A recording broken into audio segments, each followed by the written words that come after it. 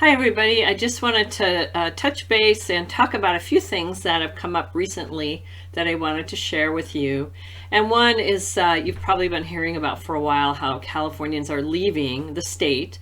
And I have found that there is some truth to that. And I think a lot of it's in a certain demographics. Certainly retirees, are considering going elsewhere quite often to get closer to their children, grandchildren, maybe lesser priced area in some respects, or maybe staying in California but moving further out of the Bay Area. And I think a lot of people I've talked to are moving to Arizona, Colorado, Idaho. Pacific Northwest is a big destination, and some are going to Texas. And one thing I don't want people to be surprised about is I understand, even though the property values are lower, let's say in Texas, the property taxes are much higher.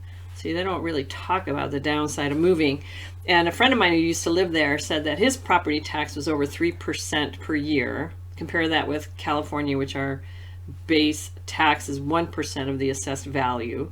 And some areas that he knew were over 5% of the value in Texas. So just be aware of that. And also he mentioned to me how utility costs are so high in Texas. I guess because of deregulation, it's not as straightforward like living in the Bay Area. There's one major provider for Pacific Gas and Electric.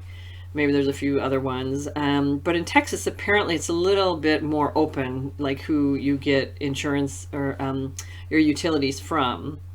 And he also mentioned he had to cool his house for, gosh, I think 3/4 of the year. And he actually had a pool that he required cooling. You know how here in the Bay Area it tends to be cool a lot, and we have heaters, but there they have coolers for your pool. So it's not like a hot tub when you dive in, apparently. So just something to be aware of. And I attended another great webinar put on by our Bay Association of Realtors, just a great organization.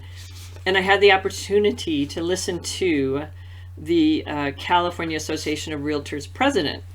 And along the lines of people leaving, he says, yes, California has been seeing declines in population, I guess, for a while now, for quite a few years. But he says the people that are leaving are, generally speaking, are high school educated or less.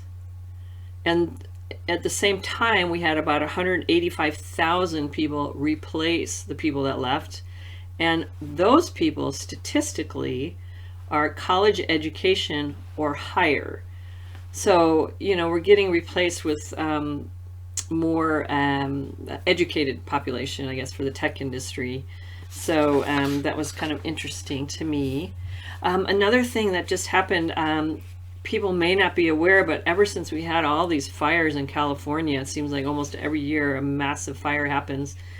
It is getting harder to find insurance, fire insurance. And there's a couple of great maps. Let's see if I have them here. I work primarily Alameda and Contra Costa County.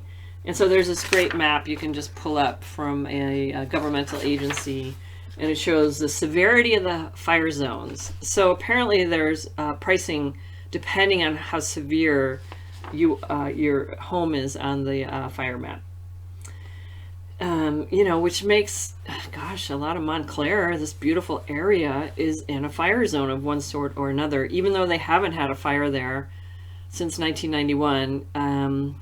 There's some sensitivity surrounding that. And apparently the profits from the insurance companies were wiped out in the last few years by all the fires.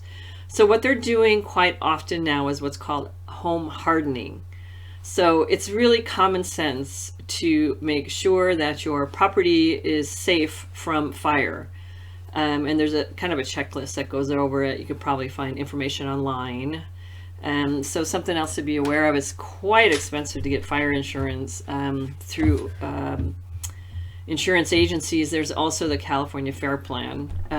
They say it's bare bones. I'm not an insurance provider. I haven't compared them, but it is quite expensive, like $5,000 or more per year just for the fire insurance, depending on where you are and depending what your deductible is. And we're still seeing great appreciation right now. Still a shortage of homes for sale, still high demand. We're seeing the better than 1% appreciation per month. I mean, probably, you know, in some cases quite a bit more than that.